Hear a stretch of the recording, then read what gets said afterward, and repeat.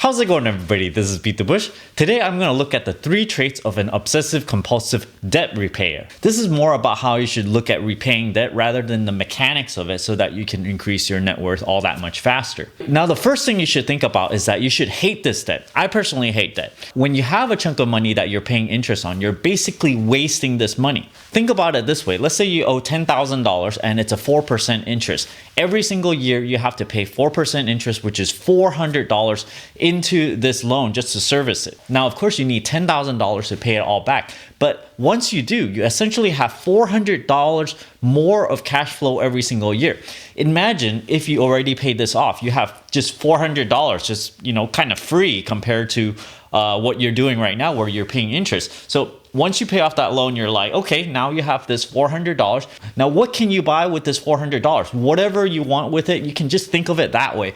Wow, every single year you can just buy a brand new game console and it would be completely free if you just do this first. The second thing to think about that'll help you repay your debt faster is that whenever you pay your debt back, the banks really hate this because when you pay it back, they lose a consistent amount of interest that they get from you. And also at the same time, when you pay this money in, they need to find a way to deploy this capital again. Therefore, they need to find a new person as creditworthy as you are in order to deploy this capital. This means it's more work for them. So if they lend you money out, they're like, oh, okay, good. $100,000, they loaned it out. Okay, they don't have to worry about that anymore. But once you pay it back, they're like, oh, great. Now we have too much money here. We need to try to reduce this, try to lend it out responsibly, find the proper people that has a good enough credit score. So it's a big headache for them. Now, why do I bring this up? It's because when you do something that they don't like, it means you are benefiting. So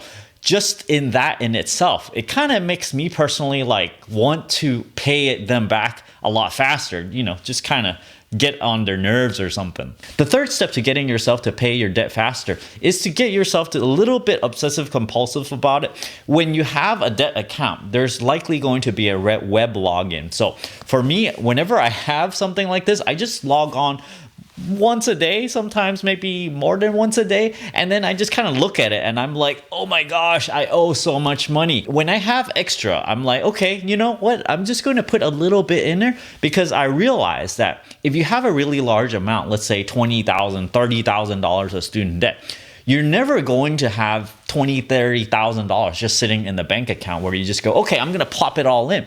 So my strategy for paying back my student loan back then was that whenever I have a little bit extra, I see, I have $500 extra or something over and beyond my emergency fund, whatever you're comfortable with. When I have a little bit extra, I'm just like, okay, I'm just going to, pay it now and just sort of ignore that money. I'm like, okay, this is gone.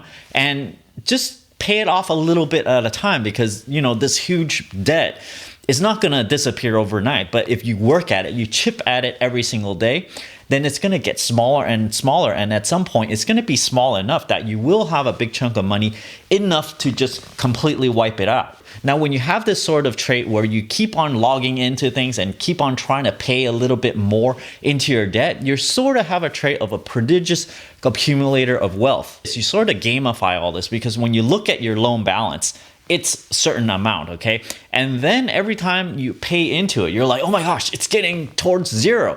So then, you just ends up logging in more and then it just becomes kind of like a game. Okay, where can I get extra cash to just kind of convert this whatever that you do into liquid form, a form of cash, and then you can go and pay off your debt. For example, sometimes I look at the things I sell, I'm like, I don't really care about that thing. It's just sitting around.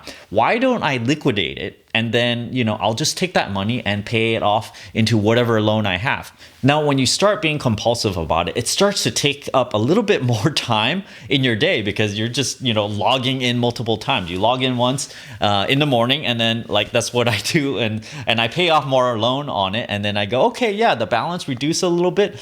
Sometimes I catch myself logging in and, expecting full well that the balance is not going to be that much lower, or maybe I'm waiting for some payment to go through or something. And at some point you're going to go, oh my gosh, logging in so many times is actually taking up a lot of time. So what I'm hoping for myself right now is that I can actually pay it off and then I don't have to play this game anymore. Let me go over some of the big loans I had in the past. For example, I had a car loan, $20,000, but I was able to pay it within 6 months and I had a zero interest arrangement so that I did not have to pay interest as long as I pay it off in full within 6 months. So I was able to do that and I didn't have to pay any interest. Paying off your student loan, like I said, I had about $30,000-$40,000 in there, and I knew that I probably won't want to just take $30,000 and plop it all in. I knew that even if I have that money and on top of emergency fund, it's going to be really hard for me to just, write a check for $30,000. So I'm like, okay, I'm going to do it a little bit at a time. So what I ended up doing is, here $1,000, here $2,000, or maybe sometimes after I go out for a beer, after I get home, I'm like, I'm just gonna pay a little bit more into my student debt. So I'm like, I log on and I check the advance payment, prepayment on the principal, and then I go, okay, let me pay another $500.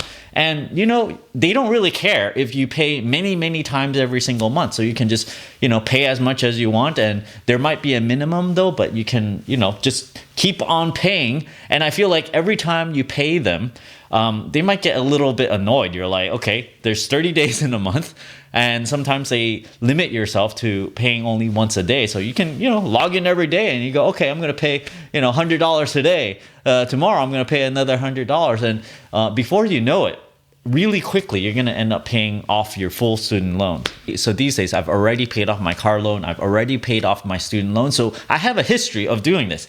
Every single thing that I owe, this is the last of it, okay? The mortgage is the last of it. And I'm getting obsessive, compulsive about this because I'm looking at this loan balance every single day and I'm like, okay, where can I, get some money and go pour it into the mortgage? And so I use the Plastiq service to pay my mortgage, and I might have different credit cards, $1,500 there, a couple thousand from a different card, so then it would be paying at different times. So I log in and I go, okay, did they pay it yet? For those of you that haven't used Plastiq, when you try to make a payment, it usually takes about 5 days. If you don't want to pay a fee to Plastiq. So there's a waiting period there. And once they pay the money, it needs some time to reach your financial institution, whoever you're paying. And in my case, they actually take 2 days on top of that to credit my account.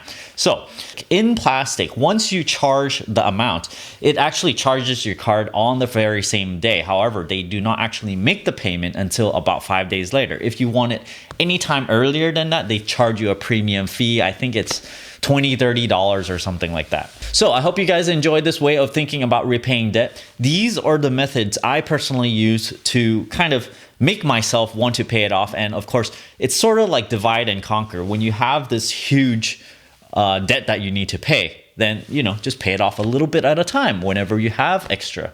So thanks for watching this video. Don't forget to give me a like on this video. Comment down below. Let me know if you use similar tactics or not. If you're interested in supporting my channel, check out my Audible link down in the video description below, where you can get a free audiobook. And if you don't like this audiobook or this service, you can cancel it before the subscription expires, and you can still keep this audiobook for free and for life. I also have a Patreon over here where members can get exclusives such as past spreadsheets I have used in previous videos. And as always, don't forget to subscribe to my channel over here and click that bell icon next to that subscribe button so that you get a new notification whenever I upload a brand new video. Thanks for watching.